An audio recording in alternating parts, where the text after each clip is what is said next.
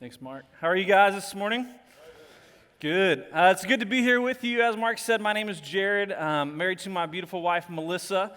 We have two kiddos, Bryson and Hudson. I tell you that just because I promise you at some point I'm going to reference them as I'm teaching, just because they're a huge part of my life. But if you have your Bibles, turn with me to Luke chapter 12 this morning. Luke chapter 12. And as Mark said, we are in the middle of a series called Collision. And over the past few weeks, we've been looking at certain parables or stories where Jesus, we call them mic drop moments, right? Where Jesus says some sort of truth, and you guys all know what happens after the mic drop, right? There's silence. And what's really funny is when you go back and you read through the parables and you'll see Jesus teaching, oftentimes what you'll see is you'll see people who respond in one of two ways. Either one, they love what Jesus had just told them and love what Jesus had just done for them, and so they go out and they tell other people about what Jesus had done. But then the other response that typically you see is you'll see the religious leaders of the day, they would get a mic drop moment would happen to them and they would get angry. And they would be so mad and they would plot together and say, how are we going to kill this guy Jesus? Because here's the reality, Jesus spoke truth. And truth isn't always easy to hear, truth isn't always sexy, truth isn't always fun. But there's these mic drop moments where Jesus rocked the boat of his day, and people either responded, they were either teachable or they were defensive. And this morning, my prayer for all of us is that we would not be defensive, but we'd rather be teachable. So I want you to think about this. We live in a culture that is centered around the American dream, right? The American dream says that you and I have the right to life, liberty, and the pursuit of what? Happiness.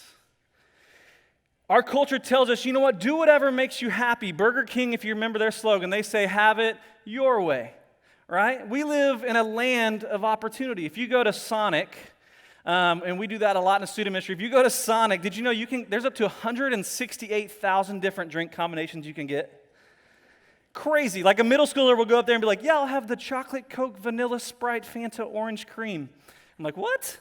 But like that is the culture we live in. It is a land of opportunity. You can go anywhere and everywhere, and our culture tells us this: if you put your mind to it, you can do it. If you work hard enough, you can achieve whatever you want. If you work hard enough, you can achieve success. You just got to work hard and be determined. And then here's where the lie comes in. Our culture tells us that our success in life is determined by how much you have and how happy you appear. How does your Instagram feed look, or how does your Facebook look, right? Like, how does your Twitter look? How does your life look? When people look at your life, do you seem like you have it all together? Because if you do, we'll look at other people and we'll say, you know what, that guy has the good life. Typically, we don't look at people who are poor and in poverty and be like, that's the good life. We look at those who have tons of stuff and say, that's the good life. And so here's what's interesting to me is we spend so many hours pursuing what I would call the good life, right? We pride ourselves on, do we have the right job? Do we live in the right house? Do we have the right pet, which is a dog, not a cat? Sorry, you cat lovers. But do we drive the right car? Do our kids go to the right school? Do they get the right education? Do we go to the right college and get the right degree with the right honors? And do we get the right job and the right promotion and the right everything and live in the right city, which is Austin, right?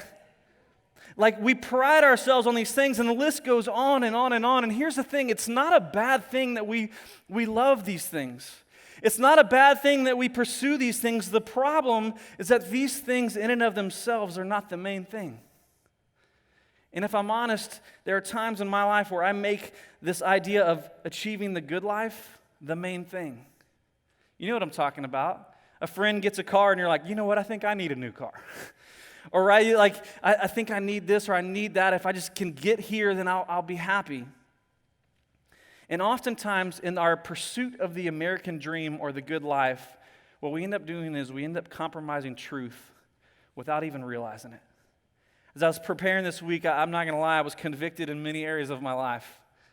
But my challenge to you this morning is when we come to this text, your typical response is going to be go into defense mode.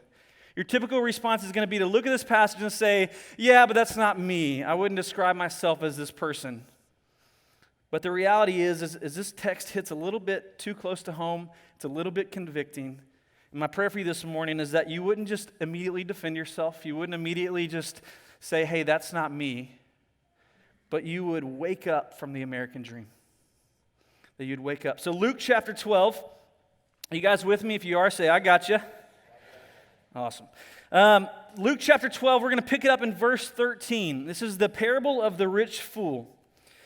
It says, someone in the crowd said to him, Teacher, tell my brother to divide the inheritance with me.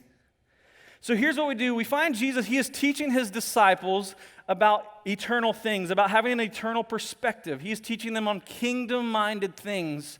And all of a sudden, this guy just yells out in the crowd. You guys have all seen that person where they just interject, right? This guy interjects and he's like, hey, Jesus, would you please tell my brother to share?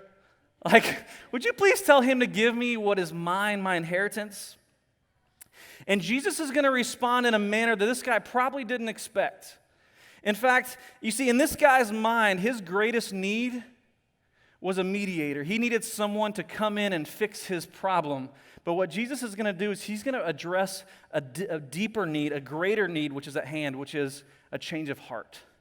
This guy didn't need a mediator. He needed a change of heart. And so I want you to notice, if you notice in verse 15, it says, but he said to them. I want you to circle the word them because we're going to come back to that. It says he said to them. Let me stop here for a second. Anytime Jesus is going to use you as an object lesson, it's probably not a good thing, right? And in this text, he's going to use this guy as an object lesson, but here's why. Remember, he is teaching his disciples about how to be kingdom-minded, how to think about the things that last. And I think the reason he turned to them and made this guy an object lesson is because this man's struggle was something that his disciples would essentially struggle with. This man's struggle was going to be something that the disciples would get hung up on, and essentially it would hinder them from following Jesus faithfully. And I think the same thing is true for us this morning, is that many of us, we should listen because we too struggle with this. And the word that he says is covetousness. He says, take care and be on guard against all covetousness, for one's life does not consist in the abundance of things. If we're not careful, this idea of covetousness, and I'll give you another word in a minute, but this idea of covetousness is really something that will hinder us from following Jesus faithfully if we're not careful. That's why he says we have to be careful. We have to take guard. How many of you guys have ever seen the show Deal or No Deal? All right, Deal or No Deal. One person, really? This is not going to be a good illustration. That word covetousness, just so you know, here's the definition. It is a strong desire to possess or have something. And we don't really use that word a lot, right? We don't go around being like, dude, that guy is so covetousness. It's kind of a hard word to say. But another word that comes from the same Greek term is this word greed. You guys have heard that in our culture, right? In greed, the definition is a selfish or an excessive desire to have more. And I'm not gonna lie, greed makes you do dumb stuff, right? All right, for those of you who have seen Deal or No Deal, this is gonna make sense for you. But the premise of the show, I used to love this show, is basically a contestant on the show chooses one briefcase. There's 25 briefcases.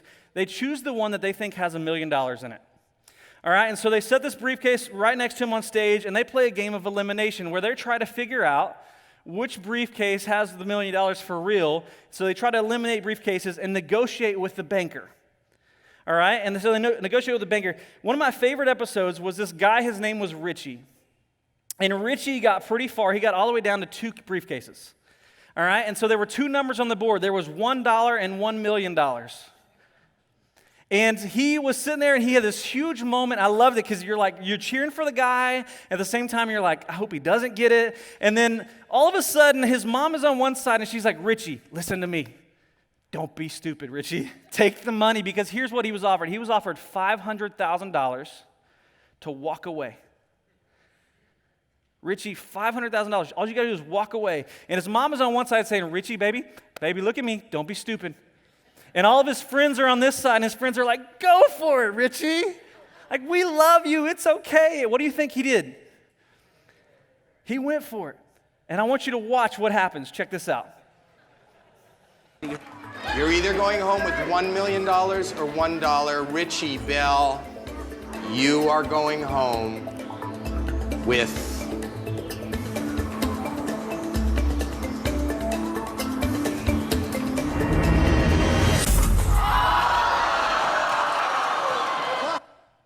boom. I won't lie, I laugh every time I watch that because I know the conversation with his mom after the show was probably really awkward, right? She's like, I told you. And his friends are probably like, let's run away, all right? Richie's going to be mad. But the reason I show you this clip is because this is a great illustration of what greed is at its finest. It is this desire for more. And so I want you to go back, verse 15. And he said to them, take care and be on guard against all covetousness, for one's life does not consist in the abundance of his possessions. One's life does not consist in the abundance of his possessions. Both of those terms, covetousness and greed, carry with it this idea of constantly grasping for more. And my assumption is this: when we talk about greed, none of us really want to say, oh, I'm a greedy. None of us want to admit that, but here's what we have to realize. The truth is, greed is a part of our DNA, is a part of who you and I are after the fall.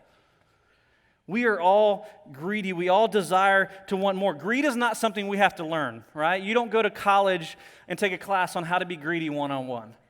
Like, I don't have to teach my 7-year-old and my 4-year-old how to be greedy. The other day, we went to the store. We were going to a birthday party. I know you guys have never done this, but we went to a birthday party. And I waited to the last minute to buy a present. So we run into Academy and we go to the sports section, and I'm like, what is your friend like? My son's like, Dad, I have no clue. And I'm like, well, that's good.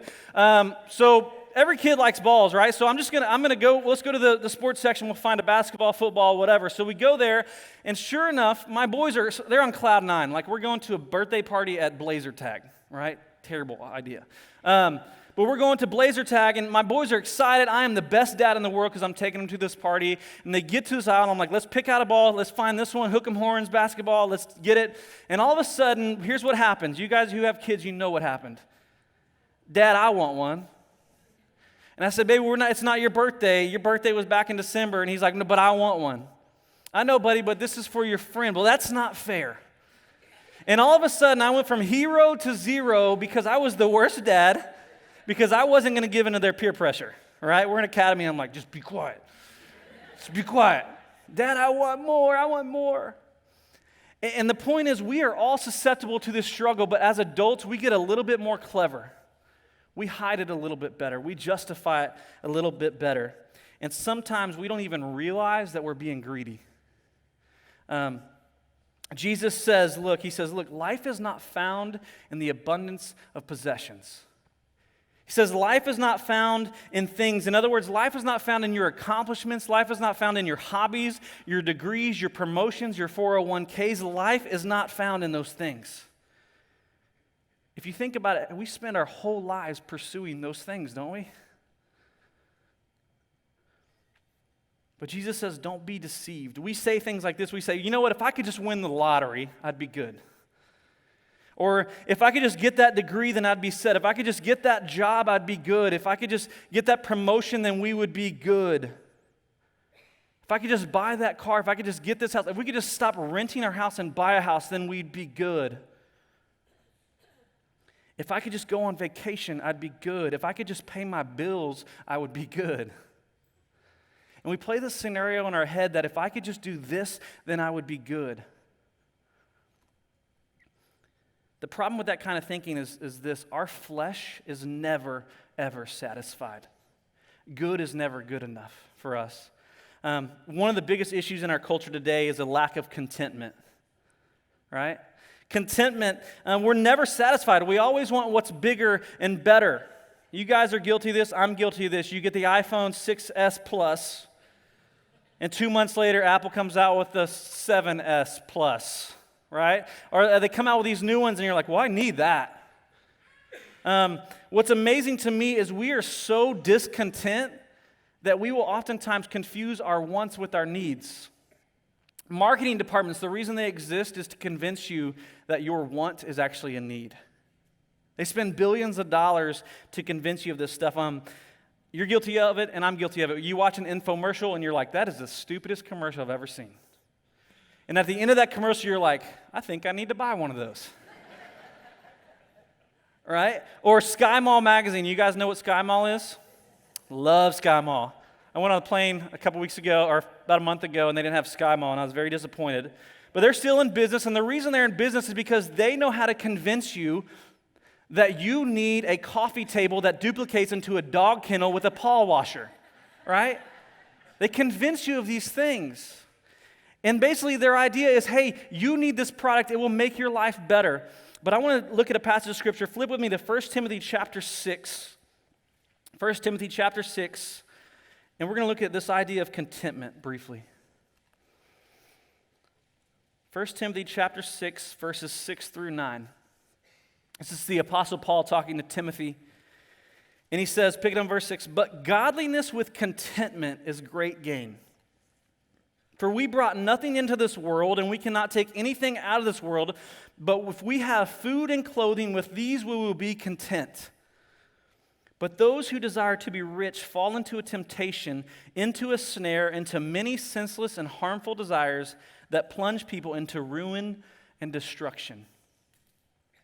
I was reading a few articles this week, and one of the common themes I found is that people who won the lottery, they do post interviews with them, right? Like, hey, how did your life change? You know what all of them say? Majority of them say? The lottery ruined my life. It made me live a life that I really couldn't live. I had all kinds of desires and things that came up that I never thought were true. Here's the reality. Money can either be hazardous to our health or helpful. Oftentimes it's hazardous if we don't have it in our right perspective. So Paul says, look, we'll be content with food and clothing. As I read that, I look at it and say, okay, Paul, yeah, that's a good, food and clothing. Oftentimes I'm not content with food and clothing. So I said, that's a little too convicting, Paul. Let's see what it means. The word content, here's what it means. It means enough. It means sufficient. And here's my favorite definition. It means freedom from reliance upon things. How different would our life look if we didn't rely on these things to define us? Paul says, those who desire these things fall into a trap. It tricks you. Here's the trap. The trap is the belief that if I can gain these things, if I can just live the good life, if I can pursue the American dream, then my life will be good. But Jesus says, don't be deceived, don't be deceived, don't be deceived. Life is not found in that stuff. And now we're going to get to the really good part. Go back to Luke chapter 12. Jesus is going to go on, he's going to tell this parable. And the parable is short, but I think it's extremely applicable to us. Luke chapter 12, verse 16 is where we'll pick it up. And he told them a parable saying this, the land of a rich man produced plentifully. And he thought to himself, what shall I do? For I have nowhere to store my crops. And he said, I will do this. I will tear down my barns and build larger ones. And there I will store all my grain and all my goods. And I will say to my soul, soul, you have ample goods laid up for yourself for many years. Relax, eat, drink, and be merry. But God said, fool, this night your soul is required of you, and the things you have prepared, whose will they be? So is the one who lays up treasure for himself and is not rich towards God. So here we find a man where his crops produce plentifully, right? This guy is wealthy. Things are going well. And I want to make a point. Being wealthy isn't sinful in and of itself. Like when you have a good quarter or your business prospers or your none of us are farmers, but like your crops are abounding, right? Like that's not a sinful thing or a bad thing. Here's where this guy goes wrong. This guy goes wrong when he begins to reason apart from God. Anytime you and I begin to reason apart from God, it typically goes south. But this guy, it says that he thought to himself, here's his thought process. I want to point this out. Let's go back to it. We'll pick it up. He says, here's his thought process. What shall, I want you to notice, I do? For I have nowhere to store my crops. And he said, I will do this. I will tear down my barns, build larger ones. I will store my grain, my goods. My. This guy had a personal pronoun problem. He was centered on himself. He had an I, my problem. Every action point leads back to himself. This guy didn't know what to do with his abundance. Here's how you know you might be pursuing the American dream. When your blessing becomes a burden, maybe you've missed the point. This guy didn't know what to do with it, so he says, you know what, I'll just tear down my barns and I'll build bigger ones. Makes sense. I'll just get a bigger house, right? Seems like a logical thought, but I want you to look at God's response here. God drops the F-bomb. God says, you fool. This night your soul is required of you, and the things you have prepared, whose will they be? So is the one who lays up treasure for himself and is not rich towards God. That word fool literally means ignorant. You moron. The word fool is often associated with this idea of someone who has no regard for God whatsoever. This is what I would call a practical atheist. They live life as if God really doesn't exist. And the scary part is sometimes even believers, people who believe in God, will still live as a practical atheist. And God says, guess what? You're going to die tonight. And who's going to get your stuff? You know what the answer to that question is? Someone else. And the same thing is true for you and I. All of our junk, it will become someone else's junk when we die. None of us have ever seen a hearse pulling a U-Haul, right? Why? Because we know that you can't take stuff with you. I know you've probably heard that before, but I want that to sink in just for one moment. You can't take any of it with you. If you can't, then how does that change the way you and I live? How does that change the way we pursue, and how does it change the way we view our stuff? Because our perspective affects the way we live. This guy, he didn't have an eternal perspective. This guy had an issue. He confused time with eternity. The farmer here, he was living for the moment. He had no idea what to do with his abundance. It had become a burden. The reason this passage is so convicting is because we are the farmer. We're just as greedy, just as self-centered, just as selfish. We're not content. And the only way we can be content is by the Spirit of God. God's word tells us that this life is literally a battle between flesh and spirit. There are things that your flesh says, I want and I need and I have to have, and we have to replace those things with the truth of the Spirit, which is, I don't need that. I don't have to rely on that. So here's the question. Here's the application this morning. I want you to ask yourself a couple questions. Number one, am I pursuing what really matters? In Matthew chapter 22, Jesus is asked the greatest commandment. Jesus, tell us what's the most important thing in life. And here's what Jesus responds with. He says, love the Lord your God with all your heart, mind, and soul. And the second is like it, love your neighbor as yourself. So Jesus says, look, everything in life revolves around these two things, love God and love people. He goes on to say, oftentimes we stop reading there, he goes on to say, all of the law and the prophets hang on these two things, love God and love people. With that being said, the question we have to ask ourselves next is, am I pursuing possessions or am I pursuing people? Am I pursuing possessions or people? If we're going to guard ourselves against covetousness, see, it's a hard word. If we're going to guard ourselves against greed, this idea of grasping for more, then here's the thing. We can't be naive to the fact that our hearts are so prone to love stuff. Our tendency and my tendency, your tendency and my tendency is to love stuff and use people. But God comes on the scene and says, no, change that mindset. I want you to love people and I want you to use stuff. If we're going to have that mindset, here's what we have to realize. Everything you and I own was given to us. It's not really ours. The farmer, where he went wrong is he neglected the fact that God was the one who made his abundance, right? When you and I understand the fact that everything we own is given to us, it changes the way we live. It changes how we view our stuff. We'll be more generous because we realize it's not really mine. We're called to be stewards. We're a conduit, not a storage facility. Like, we're just supposed to use stuff literally for the glory of God, to love people. I want to show you guys a video this morning of 3 couples in our church, and I love this. 3 couples in our church whose lives were drastically changed because they had this collision moment and they realized that life is about pursuing people and not stuff. And so I'm going to show you this video, and we'll come back up here and we'll wrap this up. But check this out.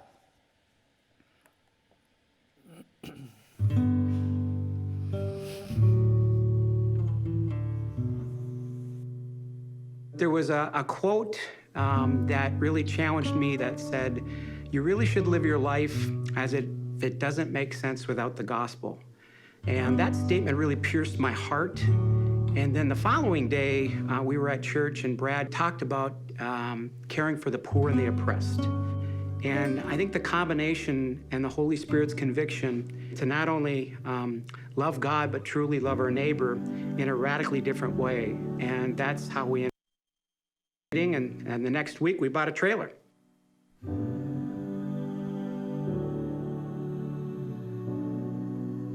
Community first is just, it's exactly what it says. It's community first. I know in the neighborhood that my house is in, it's definitely a community, but that's not what's first. Everybody has their own way they're going and their own things that are important to them. But at the village, community is first. It is what is most important. The gathering of people and in sharing and enjoying one another's lives as opposed to the things in our lives. It's the people that are what's important. I sit in front of my window in the morning and I look out and I see people walking around. And I know God is there. He has ordained that spot.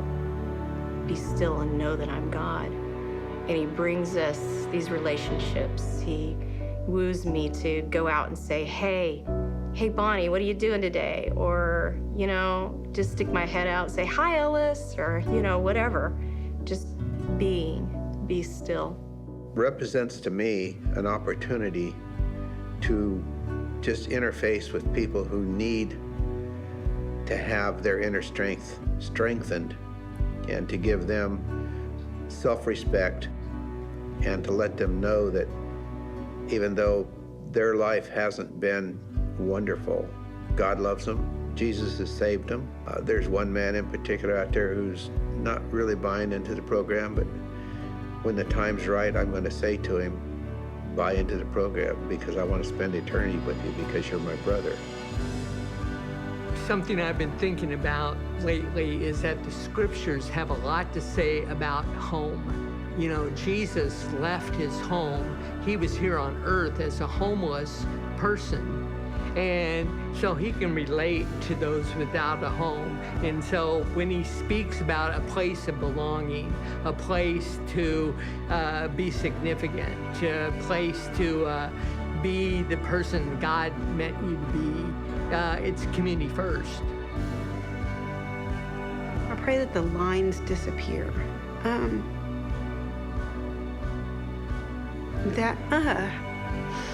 I pray that the word homeless disappears and that it becomes community first and people quit using the word homeless. It's just people trying to be together as a real community, and it's not about a home or a lack of a home. My collision moment was when Alan Graham asked if we would commit to live out on the property. My mind said to stay at home and support those that would live out in the community.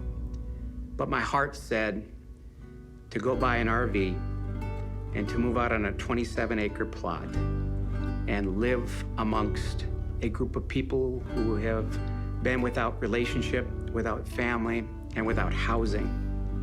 And that collision has rocked my world, but it's been the greatest thing we've ever done.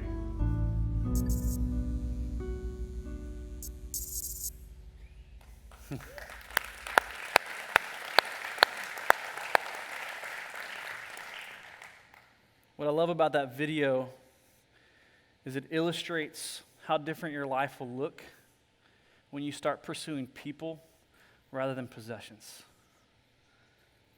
My last question for you this morning, and I'm not going to ask you just yet, because here's the thing. I think one of our biggest issues in our culture today